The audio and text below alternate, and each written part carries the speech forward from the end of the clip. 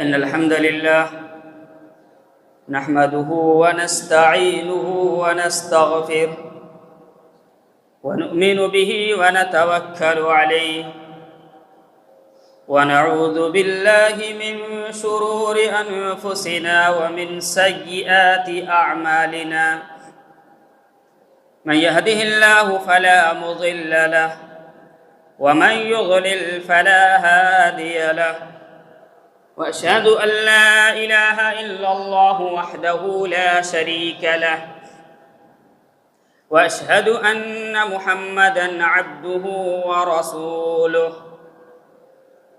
بسم الله الرحمن الرحيم يا أيها الناس اتقوا ربكم الذي خلقكم من نفس واحدة وخلق منها زوجها وبث منهما رجالا كثيرا ونساء واتقوا الله الذي تساءلون به والأرحام إن الله كان عليكم رقيبا يا أيها الذين آمنوا اتقوا الله حق تقاته ولا تموتن إلا وأنتم مسلمون يا أيها الذين آمنوا اتقوا الله وقولوا قولا سديدا يصلح لكم أعمالكم ويغفر لكم ذنوبكم ومن يطع الله ورسوله فقد فاز فوزا عظيما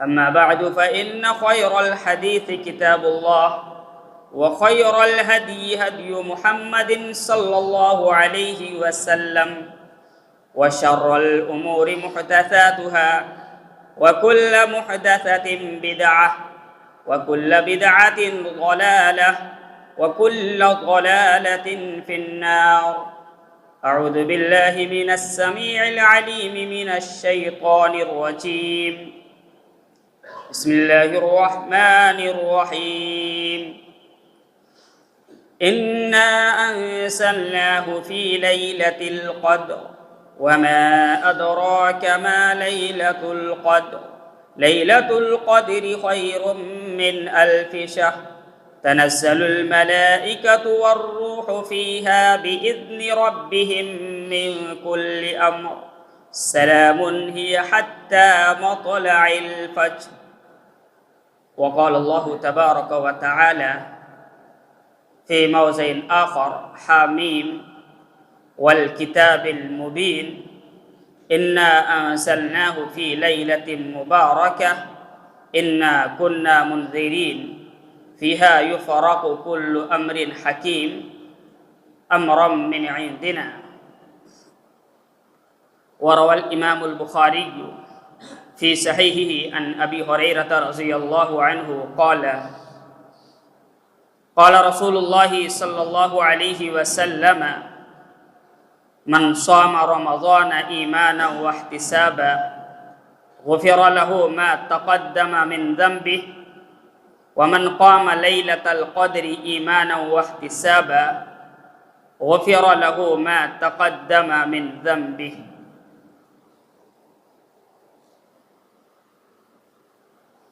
بزرگان محترم، دینی ملی اسلامی بھائیوں، پردہ نشین خواتین اسلامیہ، عزیز بچوں، تمام قسم کی حمد و ثنا، بڑائی، بزرگی، یکتائی، کبریائی اس وحدہ لا شریک کے لیے لائق اور زیبا ہے جو ہم سب کا اکیلا اور تنہا خالق، مالک، رازق اور مدبر الامور ہے۔ بعدہ تمام انبیاء علیہم السلام پر درود و پاک ہو، خصوصاً بالخصوص ہمارے اور آپ کے آخری نبی احمد مجتبی محمد مصطفیٰ صلی اللہ علیہ وسلم پر، اللہم صلی علیہ وبارک سلم علیہ۔ میرے بھائیوں اور دوستو، ہم سب کے لیے بڑی خوش نصیبی کی بات ہے کہ اللہ تبارک و تعالی نے سب سے افضل مہینہ، سب سے برکت والا مہینہ، سب سے اچھا مہینہ ہمیں اور آپ کو عنایت فرمائی اور اس میں ہمیں اور آپ کو زندگی گزارنے کی توفیق دی۔ یہ اللہ تبارک و تعالیٰ کا ہم سب پر بہت بڑا احسان ہے، اللہ تبارک و تعالیٰ کا ہم سب پر بہت بڑا کرم ہے کہ اس نے رمضان المبارک جیسا باعزت اور بابرکت مہینہ عطا فرمایا۔ بھائیو، جیسا کہ آپ سب کو معلوم ہے کہ آج 20 رمضان المبارک ہے۔ آج جیسے ہی ہم روزہ افطار کریں گے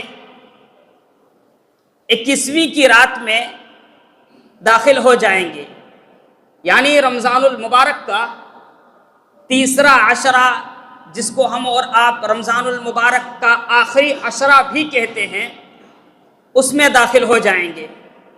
آخری عشرے کے تعلق سے نبی اکرم صلی اللہ علیہ وسلم کا معمول کیا ہوا کرتا تھا؟ آپ صلی اللہ علیہ وسلم اس عشرے کو کس طرح سے گزارا کرتے تھے، کس طرح سے اس کو کاٹا کرتے تھے، ان کے لیل و نہار میں آپ صلی اللہ علیہ وسلم کا لائحہ عمل کیا ہوا کرتا تھا، اسی کے تعلق سے آج کے اس خطبہ جمعہ میں آپ کے سامنے آپ کے گوشے گزار کچھ باتیں کرنے کی کوشش کروں گا۔ بھائیو، آپ کے سامنے سورہ قدر اور اسی طرح سے سورہ دخان کی ابتدائی آیات کی تلاوت کی گئی ہے اور بخاری کی ایک روایت آپ کے سامنے پیش کی گئی ہے۔ تمہیدی طور پر آپ اس بات کو اچھی طرح سے سمجھ لیں کہ اللہ تبارک و تعالی نے اس کائنات کو بنایا اور بنانے کے بعد بعض چیزوں کو بعض پر فضیلت اور فوقیت عطا فرمائی، برتری عطا فرمائی، بلندی عطا فرمائی۔ مثلا اللہ تبارک و تعالی نے کچھ مخلوقات کو فضیلت عطا فرمائی، اللہ تبارک و تعالی نے کچھ مخلوقات کو باشعور بنایا، کچھ مخلوقات کو بے شعور بنایا۔ تو اللہ تبارک و تعالی نے باشعور مخلوقات کو بے شعور مخلوقات پر فضیلت عطا فرمائی۔ باشعور مخلوقات کتنے ہیں؟ وہ 3 ہیں، جن کو اللہ تبارک و تعالی نے عقلیں دی ہے، اپنے عقل کے مطابق وہ کام کرتے ہیں۔ ان کی 3 قسمیں ہیں، ان میں سے ایک نوری ہے جس کو ہم اور آپ فرشتہ کہتے ہیں، دوسرا مخلوق ناری ہے جس کو ہم اور آپ جن کہتے ہیں، تیسرا مخلوق خاکی ہے جس کو ہم انسان کہتے ہیں، ہم بنی نوع انسان۔ اس بنی نوع انسان کو اللہ تبارک و تعالی نے باشعور بنا کر کے پچھلے دونوں باشعور مخلوقات پر فضیلت عطا فرمائی ہے۔ اس کی دلیل اللہ تبارک و تعالی نے بنی آدم کو سجدہ کرنے کے لیے کہا، فرشتوں کو کہا کہ آپ بنی آدم کو سجدہ کرو، یہ اس کی فضیلت کی بات ہے۔ اور پھر اس خاک سے بنی ہوئی مخلوق کے بارے میں اللہ تبارک و تعالی نے فرمایا وَلَقَدْ كَرَّمْنَا بَنِي آدم، ہم نے بنی آدم کو فضیلت دی، ہم نے بنی آدم کو عزت بخشی، ہم نے بنی آدم کو احترام والا بنایا۔ تو معلوم یہ ہوا کہ اللہ تبارک و تعالی نے ہمیں اور آپ کو خاکی مخلوق جو بنایا ہے اس کی بڑی عزت ہے، اس کی توہین نہ کی جائے۔ اسی طرح سے آپ دیکھیں اللہ تبارک و تعالی نے انسانوں میں سے ایک طبقہ ایسا ہے جس کو تمام انسانوں کے اوپر فضیلت عطا فرمائی ہے۔ تمہیدی کلمات کو آپ سمجھیں پہلے، تمام کے تمام انسانوں پر انسان کا ایک طبقہ ایسا بھی ہے اس کے اوپر فضیلت عطا فرمائی ہے، اور وہ انبیاء علیہم السلام کی جماعت ہے۔ تمام انسانوں کے اوپر انبیاء علیہم السلام کی جماعت کو کیا کیا ہے؟ فضیلت دی ہے، سب سے بہتر انسان وہ ہیں۔ اور پھر انبیاء علیہم السلام میں سب سے افضل ہمارے نبی صلی اللہ علیہ وسلم کو بنایا ہے۔ اور اسی طرح سے آپ دیکھیں کہ ہر امت، ہر نبی کی امت ہوا کرتی تھی، ان تمام امتیوں میں امت محمدی صلی اللہ علیہ وسلم کو ان پر فضیلت دی ہے، اور فرمایا کہ کنتم خیر امت اخرجت للناس تأمرون بالمعروف وتنہون عن المنکر وتؤمنون باللہ، تم خیر امت ہو، برائی سے روکتے ہو، بھلائی کا حکم دیتے ہو، اللہ اور اس کے رسول کے اوپر تم ایمان لاتے ہو۔ اور اسی طرح سے آپ دیکھیں کہ بہت سارے نبیوں کو اللہ تبارک و تعالیٰ نے کتابیں دی تھی، بہت سارے نبیوں کو اللہ تبارک و تعالیٰ نے کتابیں دی تھی، ان تمام کتابوں پر قرآن مجید کو جو فضیلت حاصل ہے، کیا کہنے ہیں اس کے بارے میں؟ سب سے افضل کتاب آپ دیکھیں، اس کی فضیلت کی دلیل یہ ہے، فوقیت کی دلیل یہ ہے کہ اللہ تعالیٰ نے فرمایا کہ انا نحن نزلنا الذکر وانا لہ لحافظون، ہم نے اس قرآن کو اتارا ہے اور ہم ہی اس کی حفاظت کرنے والے ہیں۔ دیگر جو کتابیں تھیں اس کے بارے میں اللہ تبارک و تعالیٰ نے یہ بات نہیں کہی، یعنی ان کتابوں کو جن کے اوپر نازل کی گئی تھی ان کی ذمہ داری تھی کہ وہ اس کتاب کی حفاظت کریں۔ اسی لیے آپ دیکھیں گے دنیا کے اندر تورات، زبور اور جو بھی کتابیں جس بھی شکل میں موجود ہیں ان کے اندر آپ کو تحریفات مل جائیں گے، تبدیلیاں مل جائیں گی۔ کیوں؟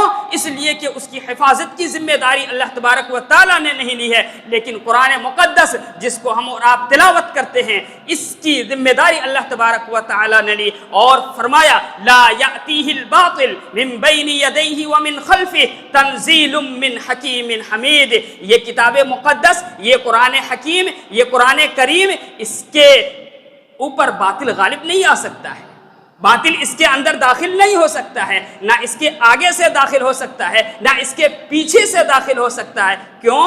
اس لیے کہ تنزیل من حکیم حمید، یہ نازل شدہ ہے حکمت والی ذات کی طرف سے، جس کی تمجید کی جاتی ہے، جس کی بڑائی کی جاتی ہے، جس کی کبریائی کو بیان کیا جاتا ہے۔ تو میرے بھائیوں اور دوستو، قرآن کریم کو تمام کے تمام آسمانی کتابوں پر فضیلت حاصل ہے، یہ بات ہمیں ان آیات سے معلوم ہوتی ہے۔ آگے چلتے ہیں۔ اللہ تبارک و تعالی کا کتنا گھر ہے اس دنیا میں؟ یہ بھی اللہ کا ایک گھر ہے جہاں ہم اور آپ بیٹھے ہیں۔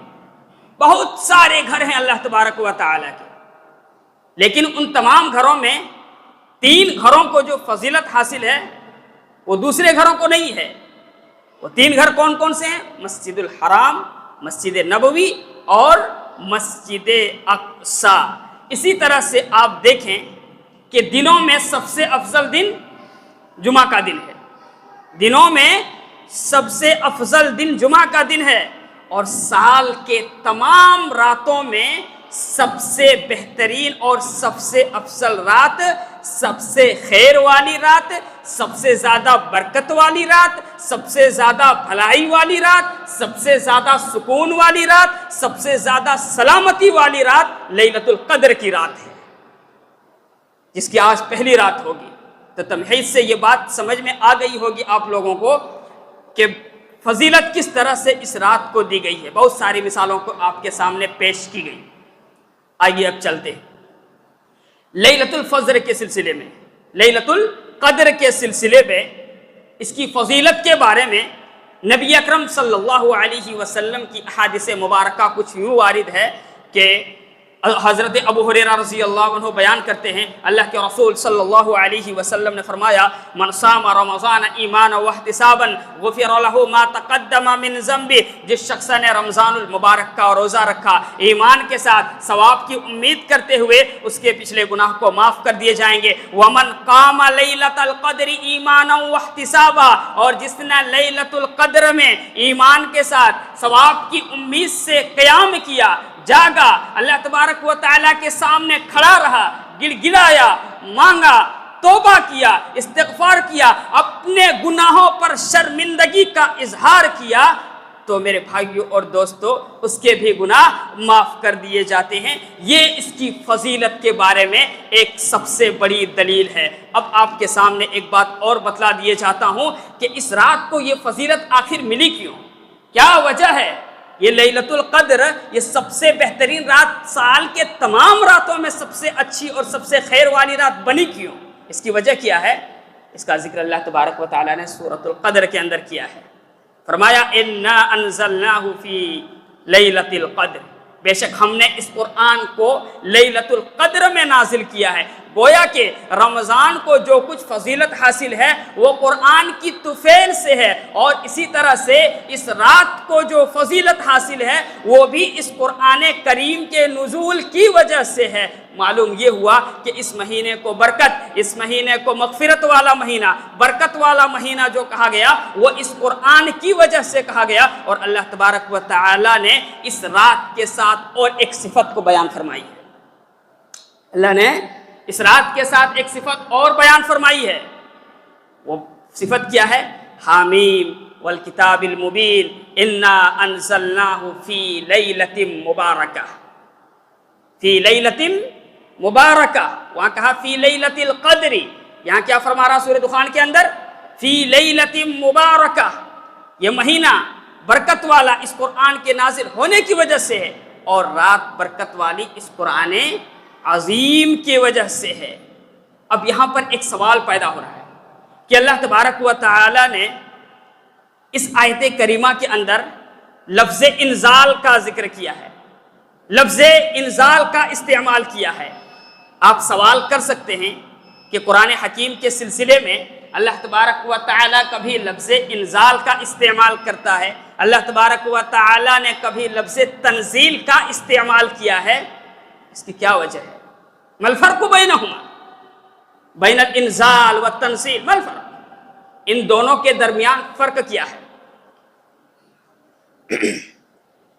فرق یہ ہے کہ جب حفاظت کے بارے میں بات آئی، اس قرآن کی حفاظت کے بارے میں جب بات آئی تو اس کو تنزیل سے تعبیر کیا گیا، انا نحن نزلنا الذکر، اور جب اتارنے کی بات آئی تو لفظ انزال کا استعمال کیا گیا۔ دوسری بات، لوح محفوظ سے سمائے دنیا میں ایک مقام ہے جس کا نام بیت العزت ہے، یہاں قرآن اتارنے کو انزال کہتے ہیں، اور تنزیل کا مطلب حسب ضرورت 23 سالہ مدت میں محمد عربی صلی اللہ علیہ وسلم کے اوپر رفتہ رفتہ نجمن نجمن جزءاً جزءاً حسب وقائع حسب ضروریات آپ صلی اللہ علیہ وسلم کے اوپر جو یہ قرآن نازل ہوا، اس کو تنزیل کہتے ہیں۔ سمجھ میں آ رہی ہے بات؟ اس کو تنزیل کہتے ہیں۔ لوح محفوظ سے سمائے دنیا میں اترنے کا نام انزال، اور وہاں سے پھر پورے 23 سالہ مدت میں آپ صلی اللہ علیہ وسلم کے اوپر جو یہ قرآن نازل ہوا اس کا نام تنزیل ہے۔ اسی لیے اللہ تبارک و تعالی انزال اور تنزیل کا استعمال کرتا ہے۔ اسی طرح سے اور ایک بات کی وضاحت کر دی گئی کہ ہم نے لوح محفوظ سے بیت العزت میں اتارا، وہ وقت دن کا وقت نہیں تھا، وہ وقت رات تھی، دن نہیں تھا، وہ رات تھی، کیونکہ اللہ تبارک و تعالی نے فرمایا انا انزلناہ فی لیلۃ مبارکہ، بابرکت رات میں ہم نے اس کو نازل کیا ہے، برکت والی رات میں نازل کیا ہے۔ تو برکت کا مطلب سمجھ میں آیا؟ نہیں سمجھ میں آیا۔ برکت کس کو کہتے ہیں؟ ہمارے یہاں برکت کا عام تصور کیا ہوتا ہے؟ 1 کا 2 ہو جائے، 2 کا 4 ہو جائے، 4 کا 8 ہو جائے۔ برکت کا مطلب یہ ہوتا ہے کہ کسی چیز میں برابر اضافہ ہوتے رہنا۔ ہم کیا دعا کرتے ہیں؟ اللہم بارک علی محمد، اے اللہ تو محمد کے درجات کو برابر بلند فرما۔ تو معلوم یہ ہوا کہ برکت کے معنی اضافے میں تسلسل، کنٹینیو برکت ہوتے رہنا، اس کو برکت کہتے ہیں۔ تو یہ رات بڑی برکت والی رات ہو گئی، کیونکہ اس میں اتنا اضافہ ہوتا ہے، اتنا اضافہ ہوتا ہے۔ کتنا اضافہ ہوتا ہے اس کی بھی صراحت اللہ تبارک و تعالیٰ نے قرآن مجید کے اندر کی ہے۔ لیکن اس سے پہلے ہم اس بات کو بھی جان لیں کہ اللہ تبارک و تعالیٰ نے جہاں پر اس رات کو لیلۃ القدر کہا ہے، وہیں پر لیلۃ مبارکہ بھی کہا ہے، لیلۃ مبارکہ کہا ہے، وہاں پر لیلۃ القدر بھی کہا ہے۔ قدر کا کیا مطلب ہوتا ہے؟ قدر کے 3 مطلب ہوتے ہیں، اس بات کو بھی یاد رکھی جائے۔ قدر کے 3 مطالب نکلتے ہیں۔ ایک مطلب یہ ہے کہ عزت، مرتبت۔ اب ترجمہ یہ ہوا انا انزلناہ فی لیلۃ القدر، ہم نے اس کو عزت والی رات میں اتارا، بلند مقام والی رات میں اتارا۔ اور اسی طرح سے قدر کا دوسرا مطلب ہوتا ہے تنگی کے۔ اب تنگی کا مطلب کیا ہوتا ہے؟ کوئی چیز کشادہ ہو، اس کے اپوزٹ تنگی، تنگی والی رات میں اتارا۔ تو ترجمہ کیا ہوا؟ انا انزلناہ فی لیلۃ القدر، ہم نے اس کو تنگی والی رات میں اتارا۔ اب تنگی کا کیا مطلب ہے؟ تنگی کا مطلب یہ ہے کہ اللہ تبارک و تعالی اس رات میں حضرت جبرائیل علیہ السلام کی معیت میں اتنے فرشتے کو بھیجتے ہیں، اتنے فرشتے کو نازل فرماتے ہیں کہ یہ زمین تنگ پڑ جاتی ہے۔ اسی لیے قدر کا ایک مطلب تنگی کے بھی ہوتے ہیں۔ اسی طرح سے میرے بھائیوں اور دوستوں، تیسرا مطلب قدر کا کیا ہوتا ہے؟ فیصلہ کا۔ تیسرا مطلب اندازہ کا ہوتا ہے، تیسرا مطلب فیصلہ کا ہوتا ہے۔ اللہ تبارک و تعالی نے اس کی وضاحت سورہ دخان میں کی کہ حامیم والکتاب المبین انا انزلناہ فی لیلۃ مبارکۃ انا کنا منذرین فیہا یفرق کل امر حکیم امرا من عندنا۔ یہاں ذرا رک کر کے ایک بات میں آپ سب سے کہنا چاہتا ہوں، تمام مرد و خواتین سے کہنا چاہتا ہوں کہ اگر ان الفاظ پہ غور کیا جائے، سورہ دخان کی ان آیتوں پہ اگر غور کیا جائے تو بدعتیوں کی ایک بدعت کی رد بھی اس میں موجود ہے۔ وہ کہتے ہیں کہ لیلۃ مبارکہ سے مراد شعبان کی 15ویں تاریخ ہے، جبکہ اللہ تبارک و تعالیٰ کہہ رہا ہے کہ ہم نے اس قرآن کو بابرکت رات میں رمضان المبارک کے آخری عشرے کی طاق رات میں نازل فرمائی ہے۔ تو بھائی سوال یہ پیدا ہوتا ہے کہ یہ شعبان کی 15 تاریخ کیسے ہو سکتی ہے؟ لیلۃ مبارکہ سے مراد شعبان کی 15 تاریخ کیسے ہو سکتی ہے؟ ظاہر سی بات ہے کہ لیلۃ مبارکہ سے مراد کیا ہے؟ رمضان کی آخری عشرے کی طاق رات۔ یہاں سے بدعتیوں کی رد ہوتی، وہ جو شوشہ نکالنے کی کوشش کرتے ہیں اور اپنی بات کو منمانی قرآن کی تفسیر کر کے ثابت کرنے کی کوشش کرتے ہیں، اس آیت کریمہ میں اس کا رد موجود ہے۔ کس بات کا فیصلہ کیا جاتا ہے؟ کس بات کا اندازہ لگایا جاتا ہے؟ اللہ تبارک و تعالیٰ نے فرمایا فیہا یفرق کل امر حکیم، ہر حکمت والے معاملے کو واضح کر دیا جاتا ہے، فرشتوں کو پلان سونپ دیا جاتا ہے، کس کی حکومت بنے گی، کس کی حکومت گرے گی، تجارت میں کس کو فائدہ ہوگا، کس کو نقصان ہوگا، اس سال کون مرے گا، کتنے لوگ پیدا ہوں گے، کتنے لوگوں کی موت ہوگی، کون کیا کھائے گا، کون آدمی کتنی عبادت کرے گا، کس انداز کی عبادت کرے گا، کتنی سنتوں کو وہ پڑھے گا، اس کے رشتہ داریاں کیسے ہوں گی، وہ رشتے ناطے کس طرح سے نبھائیں گے، کون آدمی بیمار ہوگا، کون آدمی بیماری سے شفا پائے گا، کون آدمی بھوک کی وجہ سے مر جائے گا، کون کتنا کمائے گا، کس کا کتنا لاس ہوگا، کب کس کی موت آئے گی، کب گناہوں سے کون توبہ کرے گا، کب اپنے گناہوں کو لوگ چھوڑیں گے، کون استغفار کرے گا، کون حج کرے گا، کون عمرہ کرے گا، کون آنے والے رمضان المبارک کا مہینہ پائے گا، اور کون عزت پائے گا، کون ذلیل ہوگا، تمام کے تمام فیصلے حکمت کے ساتھ اس رات میں کر دیا جاتا ہے، وضاحت کر دی جاتی ہے۔ اسی لیے قدر کا ایک مطلب کیا ہے؟ فیصلے کے اور اندازے کے۔ تو قدر کے 3 معنی ہیں، تینوں معنوں کی وضاحت آپ کے سامنے کر دی گئی۔ میرے بھائیوں، زندگی کا کوئی بھروسہ نہیں ہے، سمجھ رہے ہیں؟ زندگی کی ایک سانس کی کوئی گارنٹی نہیں ہے۔ اسی لیے ہمیں اور آپ کو اللہ تبارک و تعالیٰ نے اس طرح کے جو مواقع عطا فرمائے ہیں لیلۃ القدر کا، ان موقعوں کو اپنے ہاتھ سے ہمیں کبھی بھی نہیں جانے دینا چاہیے۔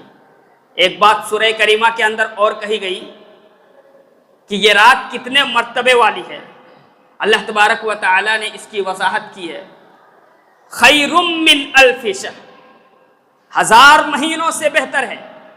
اگر 1000 مہینوں کو ہم بانٹیں گے تو ہماری زندگی کی 83 سال 4 مہینے تقریباً بنتے ہیں. بہت کم لوگ 83 سال 4 مہینے آج کے دور میں زندہ رہتے ہیں. تو میرے بھائیوں اور دوستو، یہ اس مہینے کے آخری عشرے کی جو لیلۃ القدر ہے، جو راتیں ہیں طاق راتیں، ان کی فضیلت آپ کے سامنے اس انداز میں بیان کیا گیا. لیلۃ القدر کو تلاش کیسے کریں؟ اللہ کے رسول صلی اللہ علیہ وسلم فرماتے ہیں تحروا لیلۃ القدر فی الوتر من العشر الاواخر من رمضان. لیلۃ القدر کو تم رمضان کے آخری عشرے کی طاق راتوں میں تلاش کرو. اسی طرح سے عبادہ بن صامت رضی اللہ عنہ کہتے ہیں کہ لیلۃ القدر کی وضاحت ہو گئی تھی. آپ صلی اللہ علیہ وسلم کے بارے میں اللہ صلی اللہ علیہ وسلم یہ فرماتے ہیں کہ خرجت باخبرکم فی لیلۃ القدر، میں نکلا تاکہ تم سب کو لیلۃ القدر کے بارے میں بتلا دوں، لیکن مسئلہ یہ ہو گیا فتلاحى رجلان من المسلمین، جب میں خبر دینے کے لیے نکلا تو 2 مسلمانوں کو میں لڑتے ہوئے دیکھا، جس وجہ سے مجھ سے اس کا علم اٹھا لیا گیا، مجھے بھلا دیا گیا. اس رات کے بارے میں جب یہ رات ہم اور آپ گزاریں تو اس میں ایک بڑی پیاری دعا سکھلائی گئی ہے. اما عائشہ کہتی ہے کہ جب یہ رات پالے تو ہم کیا پڑھیں گے؟ اللہ کے رسول نے دعا سکھلائی اللہم انک عفو تحب العفو فاعف عنی. بطور یاد دہانی کی یہ بات کہی جا رہی ہے. دعائیں تو الحمدللہ یاد ہوں گی. اللہم انک عفو تحب العفو فاعف عنی، اے اللہ تو معاف کرنے والا ہے، تو معافی کو پسند فرماتا ہے، اللہ تو مجھے معاف فرما. پھر دیکھیں تنزل الملائکۃ والروح فیہا باذن ربہم من کل امر سلام ہی حتی مطلع الفجر. فرشتے اترتے ہیں، جبریل امین اترتے ہیں، سلام ہی حتی مطلع الفجر. اس بات پر تھوڑا سا غور کر لیا جائے. یہ رات سلامتی والی ہے. سلام کے یہاں پر 2 معنی ہیں. ایک معنی تو یہ ہے کہ جو ان راتوں میں عبادت کرتے ہیں، فرشتے جب ان کے پاس سے گزرتے ہیں تو انہیں سلام کہتے ہیں. اللہ اکبر، کتنی فضیلت کی بات ہے. لگتا ہے آپ کو کہ اب ہم اور آپ سو کر کے گزار دیں یہ رات؟ کسی اچھے مسلمان کو، کسی مومن کو یہ بات پسند ہو سکتی ہے؟ بھائی فرشتے ان کو سلام کر کے گزر رہے ہیں اور آپ سو کر کے گزار دیں گے اس رات کو. فرشتوں کا سلام آپ کب پائیں گے؟ ان کی دعائیں آپ کو کب ملیں گی؟ سوئے رہیں گے بستر پہ تب کہ مسجد میں آ کر کے جا کے اللہ کی عبادت کریں گے، اللہ کے سامنے روئیں گے، قیام کریں گے، دعائیں کریں گے، توبہ استغفار کریں گے، تب اس وقت آپ کو فرشتوں کی دعائیں ملیں گی. فرشتے اس وقت آپ کو سلام کر کے گزریں گے. دوسرا مطلب سلام کا کہ یہ سلامتی والی رات ہے. کب تک؟ حتی مطلع الفجر، فجر کی آذان تک. تو میرے بھائیوں اور دوستو، آپ کے سامنے لیلۃ القدر کے سلسلے میں قرآن و حدیث کی روشنی میں یہ ساری باتیں رکھی گئی. اسی طرح سے رمضان المبارک کے آخری عشرے میں ایک بات آتی ہے، ایک عمل آپ صلی اللہ علیہ وسلم کا آتا ہے، وہ اعتکاف کا آتا ہے. اعتکاف کا آتا ہے. اعتکاف ایک سنت ہے، لیکن اگر کوئی نظر مان لے تو وہ اس کے اوپر واجب ہو جاتی ہے. آپ صلی اللہ علیہ وسلم کا اس پر ہمیشہ سے عمل رہا ہے. اس عمل پر آپ نے مداومت دکھائی ہے، مداومت اختیار کی ہے، کنٹینیو اس کو کیا ہے. اما عائشہ رضی اللہ عنہا فرماتی ہیں ان النبی صلی اللہ علیہ وسلم کان یعتکف العشر الاواخر من رمضان حتی توفاہ اللہ ثم اعتکف ازواجہ من بعدہ. رواہ البخاری. کہ آپ صلی اللہ علیہ وسلم رمضان المبارک کے آخری عشرے میں اعتکاف کیا کرتے تھے، اور آپ کی وفات کے بعد آپ کے ازواج مطہرات نے یعنی امہات المؤمنین نے اعتکاف کیا ہے. لہٰذا اس حدیث سے کئی ایک مسئلے معلوم ہوئے کہ آپ صلی اللہ علیہ وسلم اعتکاف کیا کرتے تھے. کب؟ رمضان المبارک کے آخری عشرے میں. اور اسی طرح سے سب سے اچھی بات اس سے جو معلوم ہوئی ان میں سے ایک یہ بھی ہے کہ ازواج مطہرات ان راتوں میں اعتکاف کیا کرتی تھی. مسئلہ یہ معلوم ہوا کہ عورتیں بھی اعتکاف کر سکتی ہیں، کوئی حرج کی بات نہیں ہے. عورتیں بھی اعتکاف کر سکتی ہیں، لیکن اس کے لیے ایک شرط یہ ہے کہ وہ عورتیں جو اعتکاف کرنا چاہتی ہیں، جو اعتکاف میں بیٹھنا چاہتی ہیں، وہ اپنے شوہروں سے اجازت لے لیں، اپنے شوہروں سے وہ اجازت لے لیں۔ اسی طرح سے آپ دیکھیں ابن عمر رضی اللہ عنہما فرماتے ہیں، صحیح بخاری کی روایت یہ بھی ہے کہ کان رسول اللہ صلی اللہ علیہ وسلم یعتکف العشر الاواخر من رمضان، رمضان مبارک کے آخری عشرے میں آپ صلی اللہ علیہ وسلم اعتکاف کیا کرتے تھے۔ اور اسی طرح سے انس بن مالک رضی اللہ عنہ فرماتے ہیں، جو کہ ترمذی اور ابو داؤد کی روایت ہے، کہ کان رسول اللہ صلی اللہ علیہ وسلم یعتکف العشر الاواخر من رمضان فلم یعتکف عاما فلما كان في العام المقبل اعتکف 20۔ ایک مرتبہ ایسا ہو گیا تھا کہ آپ صلی اللہ علیہ وسلم اعتکاف نہیں کر پائے تھے، تو آنے والے رمضان میں آپ صلی اللہ علیہ وسلم نے 20 دن کا اعتکاف کیا تھا۔ ایک سوال یہ بھی آتا ہے کہ اعتکاف کہاں کریں گے، خاص کر کے عورتوں کے تعلق سے ایک سوال یہ بھی آتا ہے کہ اعتکاف کہاں کریں گے، مرد ہو کہ عورت ہو، اعتکاف مسجد میں ہونا۔ اللہ تبارک و تعالیٰ نے خود اس کی وضاحت فرمائی ہے، وَأَنْتُمْ عَاكِفُونَ فِي الْمَسَاجِدِ، اعتکاف مسجد میں۔ اور اسی طرح سے آپ دیکھیں کہ نافع کہتے ہیں کہ وقد ارانی عبداللہ بن عمر المکان الذی کان رسول اللہ صلی اللہ علیہ وسلم یعتکف فیہ فی المسجد، رواہ ابو داود۔ ابو داود کی اس روایت سے ہمیں اور آپ کو یہ بات معلوم ہوتی ہے، آپ صلی اللہ علیہ وسلم کا یہ عمل ہمیں معلوم ہوتا ہے کہ وہ کہتے ہیں کہ عبداللہ ابن عمر رضی اللہ عنہما ہمیں دکھایا کرتے تھے آپ صلی اللہ علیہ وسلم کے معتکف کو، یعنی اعتکاف جس جگہ میں آپ صلی اللہ علیہ وسلم کرتے تھے اس جگہ کو عبداللہ ابن عمر رضی اللہ عنہما ہمیں دکھایا کرتے تھے۔ اسی طرح سے میرے بھائیوں اور دوستوں، آخری عشرے میں کیا کرنا ہے، یہ تو اعتکاف کی بات ہو گئی۔ خوب محنت کے ساتھ، خوب لگن کے ساتھ، خوب دل لگا کر کے عبادت میں مشغول ہو جانا چاہیے۔ وہ کیسے؟ اما عائشہ رضی اللہ عنہا کہتی ہیں کہ کان رسول اللہ صلی اللہ علیہ وسلم اذا دخل العشر، یعنی العشر الاواخر من رمضان، شد مئزرہ واحیا لیلہ وایقظ اہلہ، رواہ البخاری۔ بخاری کی اس روایت سے ہمیں اور آپ کو یہ بات معلوم ہوئی کہ جب آپ صلی اللہ علیہ وسلم رمضان المبارک کے آخری عشرے میں داخل ہو جایا کرتے تھے، اور انشاءاللہ تبارک و تعالی ابھی روزہ افطار کرنے کے بعد ہم بھی اس میں داخل ہو جائیں گے، ہم سب داخل ہو جائیں گے اس میں کیا کرتے تھے، آپ صلی اللہ علیہ وسلم اپنے کمر کو کس لیا کرتے تھے، یعنی پورے طور سے تیار ہو جایا کرتے تھے، وَأَحْيَا لَيْلَهُ، اور ان راتوں میں جاگا کرتے تھے، اور صرف اکیلے ہی نہیں جاگا کرتے تھے، حدیث کے الفاظ ہیں وَأَيْقَظَ أَهْلَهُ، بلکہ اپنے اہل و عیال کو بھی جگایا کرتے تھے۔ میرے بھائیوں اور دوستوں، ہمارے یہاں یہ چیز دیکھی جاتی ہے جو کہ نہایت ہی بری بات ہے اور نہایت ہی گندی بات ہے۔ ایسا نہیں ہونا چاہیے کہ جب رمضان المبارک کا آخری عشرہ آ جاتا ہے جوتا لینے کے لیے جائیں گے، چپل لینے کے لیے جائیں گے، پورے رمضان کا 20 دن گزر گیا اور اس سے پہلے رمضان کے مہینے سے پہلے کا مہینہ گزر گیا، اس میں ان کو عید کی تیاری دکھائی نہیں دی۔ اتنی بڑی مارکیٹنگ ہے، جوتے خریدنے کے لیے جانا ہے، جوتے خریدنے کے لیے عبادت کو چھوڑو گے، چپل خریدنے کے لیے عبادت کو چھوڑو گے تو چپل نہیں کھاؤ گے؟ بتائیے، ان چیزوں سے ہمیں اور آپ کو دور رہنا ہے۔ یہ جو اللہ تبارک و تعالیٰ نے اتنا بہترین موقع ہمیں عطا کی ہے، اس موقع کو ہم اور آپ غنیمت جانیں، مارکیٹنگ میں اس کو نہ برباد کریں۔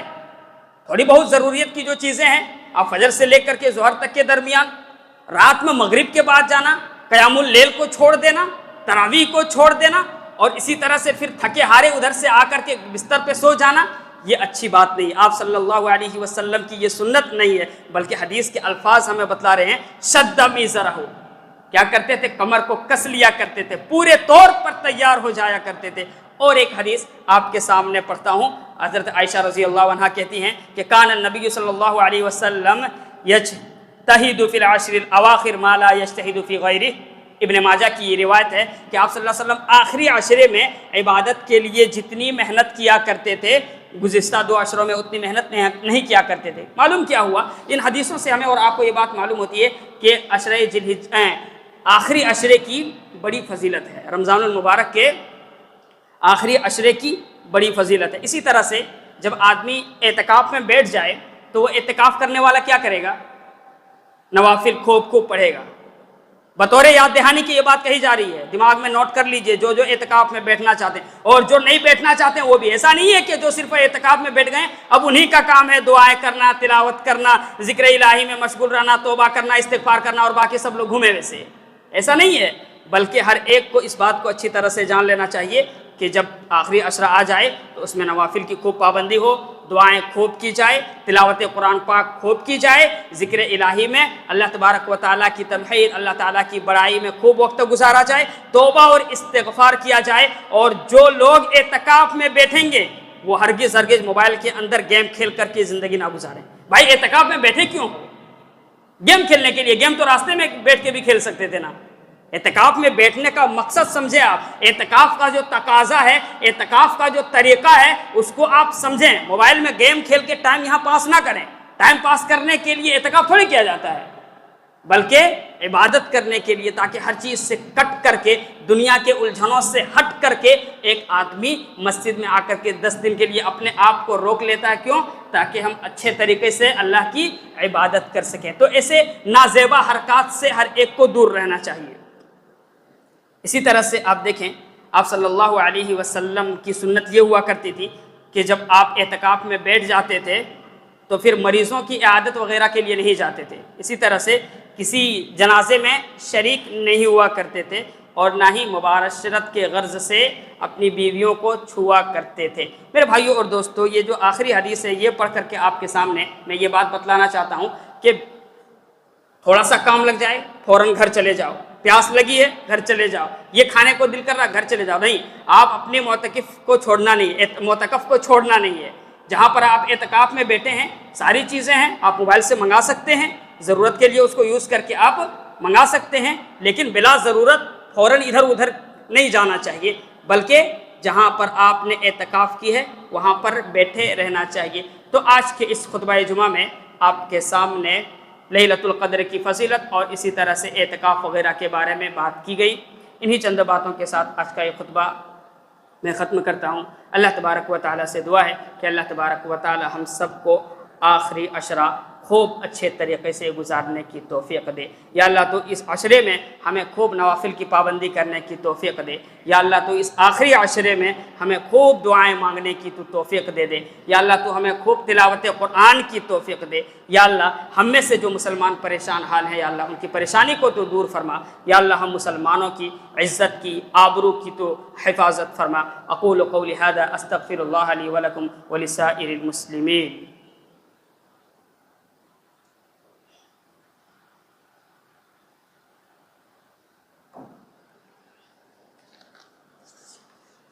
ان الحمد لله نحمده ونستعينه ونستغفره ونؤمن به ونتوكل عليه ونعوذ بالله من شرور انفسنا ومن سيئات اعمالنا، من يهده الله فلا مضل له ومن يضلل فلا هادي له، واشهد ان لا اله الا الله واشهد ان محمدا عبده ورسوله۔ بسم الله الرحمن الرحيم۔ ان الله وملائكته يصلون على النبي يا ايها الذين امنوا صلوا عليه وسلموا تسليما۔ اللهم صل على محمد وعلى آل محمد كما صليت على إبراهيم وعلى آل إبراهيم إنك حميد مجيد۔ اللهم بارك على محمد وعلى آل محمد كما باركت على إبراهيم وعلى آل إبراهيم إنك حميد مجيد۔ عباد الله رحمكم الله، إن الله يأمركم بالعدل والإحسان وإيتاء ذي القربى وينهى عن الفحشاء والمنكر والبغي يعظكم لعلكم تذكرون۔ اذكروا الله يذكركم وادعوه يستجب لكم ولذكر الله أكبر والله يعلم ما تصنعون۔ أقم الصلاة۔